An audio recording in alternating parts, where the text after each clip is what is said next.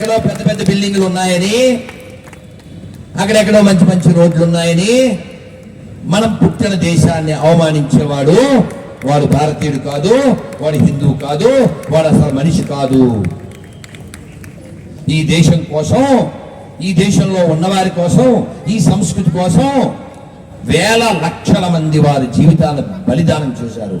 ఒక అల్లూరి పెళ్లి చేసుకోవాలనుకుంటే అవదా అని పిల్లనెవరా, కానీ ఆయన తుపాకీ గుండ్లకు బలైపోయాడు. ఎందుకని? నా కళ్యాణం కంటే లోక కళ్యాణమే నాకు ముఖ్యం అనుకున్నాడు.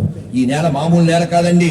వీరాది వీరులను గన్న మనయమ్మరా, ధారాళముగ భక్త బరుల విరజిమ్మెరా, కవులు గాయకులు నిస్వార్థ నాయకులకే, కవులు గాయకులు నిస్వార్థ నాయకులకే నెలవైనది భూమి అమ్మ అభయమ్ముచే.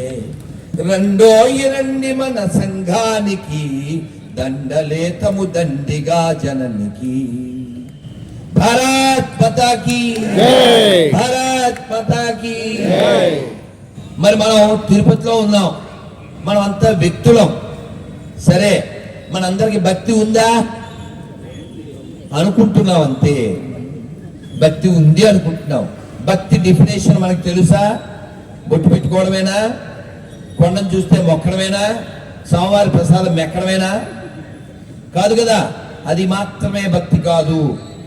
హనుమాచార్యుల వారు భావించినట్లు నువ్వు భావించగలిగితే, వెంగమాంబ సేవించినట్లు నువ్వు సేవించగలిగితే, కృష్ణదేవరాయల వారు సేవించినట్లు నువ్వు సేవించగలిగితే, వినయంతో కృష్ణదేవరాయల వారు ఎప్పుడు ఇక్కడ ఉన్న చంద్రగిరి కోటలో ఆయన భోజనం తినాలంటే తిరుమలలో గంట కొడితేనే ఆయన తినేవారు. మరి ఆయనకి ఎలా తెలుస్తుంది? వాట్సాప్ ఎవడు పెడతాడు?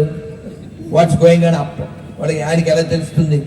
అది తెలియడం కోసమని గంటా మండపాలు కట్టి తిరుమల నుంచి చంద్రగిరి కోట వరకు ఆ మండపాల్లో అక్కడ గంట కొడితే అక్కడి నుంచి ఎంతవరకు వినపడుతుందో అక్కడ ఒక గంట, ఆ గంట కొడితే ఇంకో గంట, ఇంకో గంట, ఓ స్వామివారి నైవేద్యం గంట అయ్యింది, అప్పుడు భోజనం చేసేవారు. ఇది భక్తి. కానీ స్వామివారి సొమ్ము తింటే అది భుక్తి, వారికి దొరకదు ముక్తి.